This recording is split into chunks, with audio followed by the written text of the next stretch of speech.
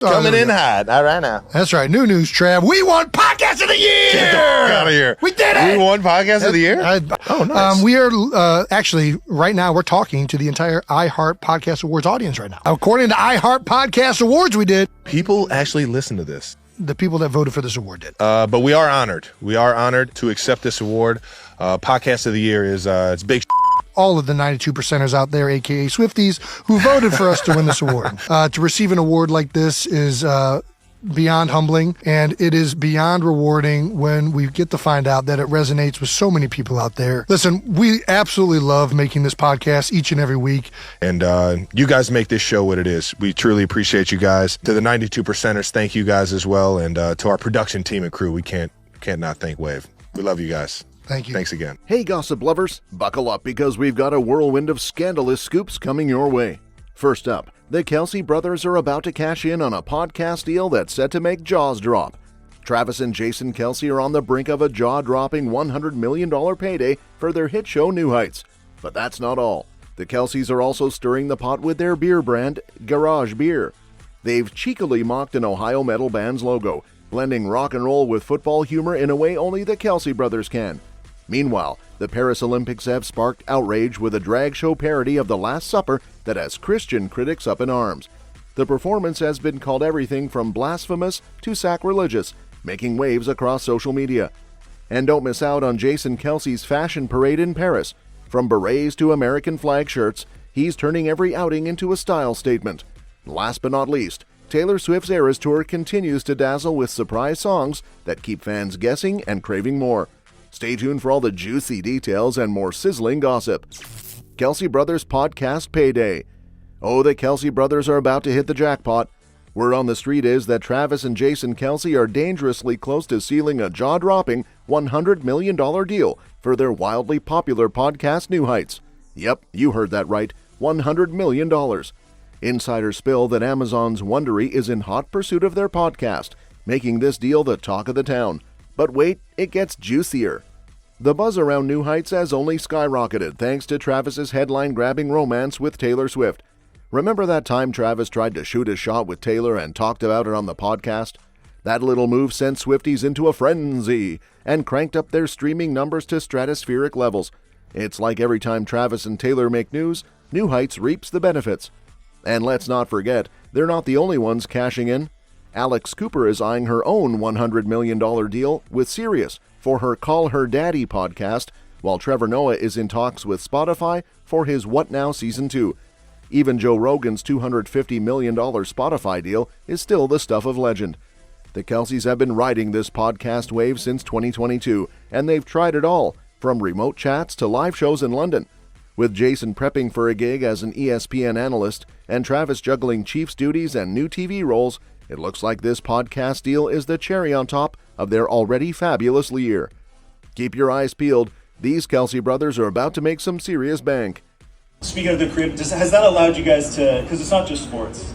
We know that, a lot of the guys tune in and when they turn in are diehard football fans and they want that content. Absolutely, yeah. I think, we want to be careful to really stay loyal to the people that have tuned in from day one. And right. What we're going to talk about next, you got to listen to your viewers and you have to listen to the comments and your demographic and to see, but now it's really expanded and it's been fun for me. The demographic shift, we've been kind of a lifestyle because we just talk about our lives, has given reasons for girls to get involved in a sport. In some ways, the show and everything that's transpired over the past year, and our show gets to be another place where those worlds collide, which is awesome. Right? Yeah. And with that being said, we do have a lot of new football fans coming in, so necessarily dumb it down or make it more simple so that everybody can follow along and still enjoy the show. Kelce Brothers Beer Shenanigans. Talk about mixing business with a splash of rock and roll humor. Jason and Travis Kelce, the dynamic football duo and Taylor's famous beau, are making waves with their Columbus-based beer company, Garage Beer. But they're not just brewing up a storm, they're also stirring up some cheeky fun with their latest move. So what's the scoop? The Kelce brothers have taken a playful jab at Ohio metal band, Sanguishugabog, and it's as hilarious as it sounds. The band's logo, known for its gnarly and grim design, has been given a lighthearted makeover by Garage Beer. The Kelce's version, dripping with tongue-in-cheek humor, is a far cry from the band's usual dark and gritty imagery. This quirky stunt is all about marketing and having a good laugh. It's not every day you see NFL stars using their beer brand to poke fun at a local metal band, especially one known for its over-the-top aesthetics. But hey, when you're Travis and Jason Kelce, why not blend a little humor with your hops? With their beer company gaining traction and their antics making headlines, the Kelce brothers are proving once again that they're not just sports icons, they're also masters of playful publicity. So next time you're cracking open a cold one from Garage Beer, just remember it's not just about the brew, it's also about the laughs. Drag show drama. The Paris Olympics opening ceremony has kicked up a whirlwind of controversy with its drag show parody of Leonardo da Vinci's iconic Last Supper. The performance, which featured drag queens in flamboyant costumes, has ignited a firestorm of outrage, particularly from the Christian community. In this eyebrow-raising act, performers decked out in over-the-top costumes took center stage, mimicking the famous depiction of Jesus and his apostles. Firstly, they're not sorry. This was signed off on.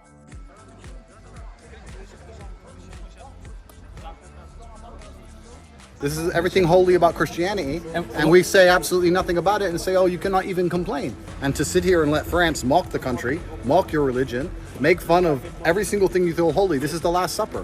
What are we doing wrong by saying that this is disgusting? This is not art.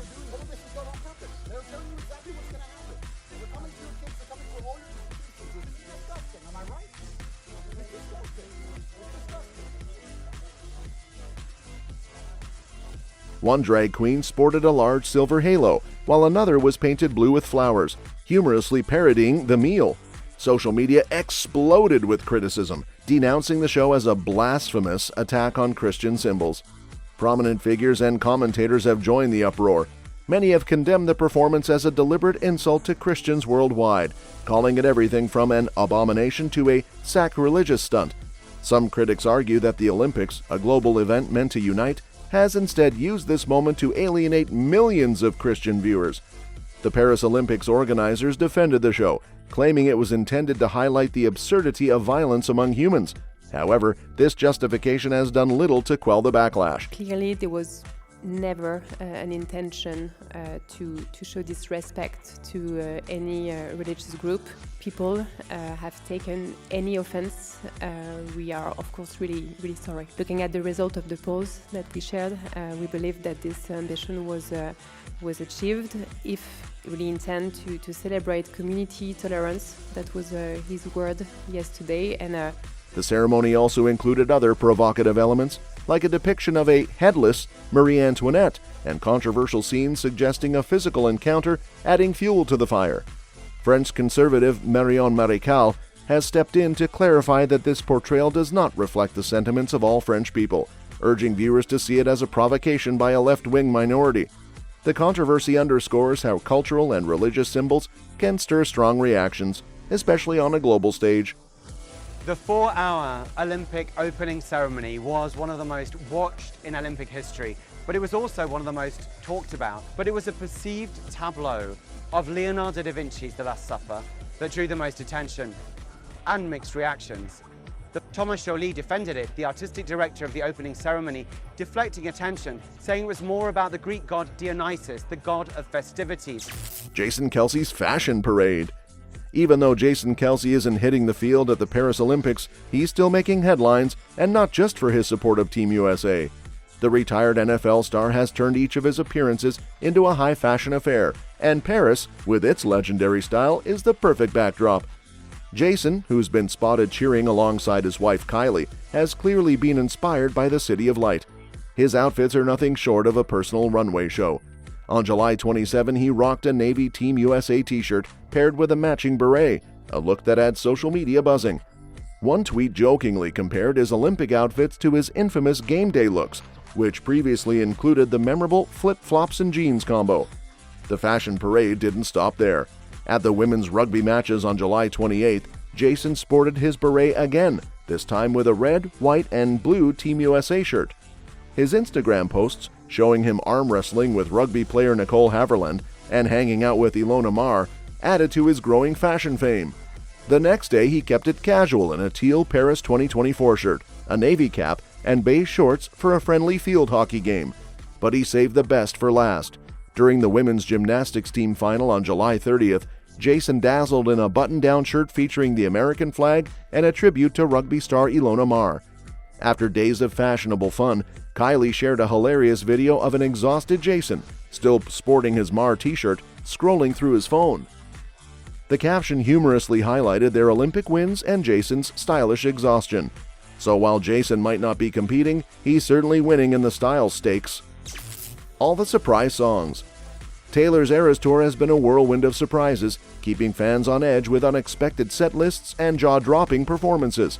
Since her tour kicked off in March 2023, Taylor has dazzled audiences with a plethora of surprise songs, making each show a unique experience.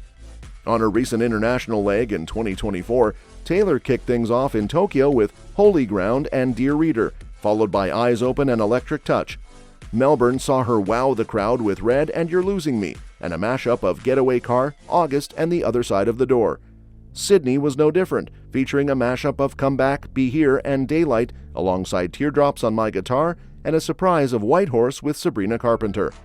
In Paris, Taylor kept the magic alive with Paris and LOML, and a mashup of Is It Over Now and Out of the Woods. Stockholm was just as thrilling with a mashup of I Think He Knows and Gorgeous, plus Guilty as Sin and another mashup of Say Don't Go, Welcome to New York, and Clean. Lisbon and Madrid didn't miss out, featuring epic mashups like Come Back, Be Here and The Way I Loved You, and Sparks Fly with I Can Fix 'Em, No Really I Can. Back in the U.S., Taylor's surprises started strong in Glendale, Arizona with Mirror Ball and Tim McGraw, followed by State of Grace and This Is Me Trying in Las Vegas. Each show has been a fresh, thrilling experience, proving that Taylor's Eras Tour is a treasure trove of surprises. Fans are still eagerly waiting for tunes from Reputation and Lover to make an appearance. That's all for this video, folks. See you next time.